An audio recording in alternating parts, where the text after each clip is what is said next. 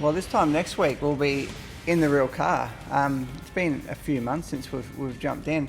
It doesn't actually feel like that. I know a lot of people have been home and hadn't had too much to do, but we've been flat out doing the E-Series and getting ready. You can hear in the background the guys on your car doing pit stop practice. It's all about to happen. It feels like last week we left the Grand Prix.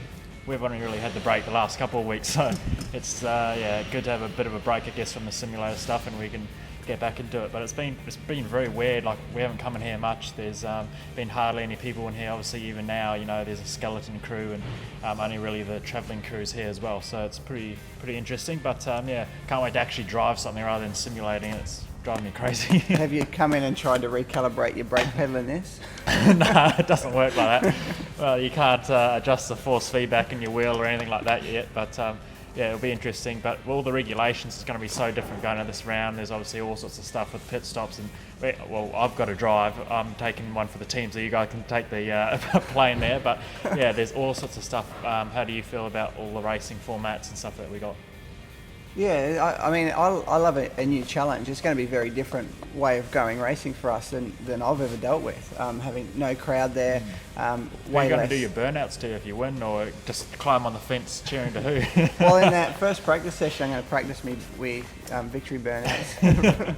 No, I'm pretty excited about it. Like, having less staff, only 11 people coming along, is going to be a real challenge, I think, for everyone. There's very small gaps in between the practice sessions as well. So, the importance of rolling your car out fast, I think, are right up there. And then changes in between, and trying to use that small amount of information that we've now got access to try and work out how to both make the car faster and us faster is going to be interesting. It's like going back to Formula V days, or if you had Hyundai Excels, we have no data. You can't compare that sort of stuff. It's going to be pretty interesting. Yeah, and obviously, it's cool. Everyone doing simulators for so long, it'll be, there's no reset button on this, so it'll be interesting to see if people's sort of expectations on dive bombs and stuff like that sort of go back to reality rather than what was in the game. So. Yeah, exactly. And the practice and qualifying in the E-Series, I think you get more out of the E-Series car than probably what we do maximising this, because you're pushing on the limit all the time. If you spear off, you quickly press escape and start your lap again. So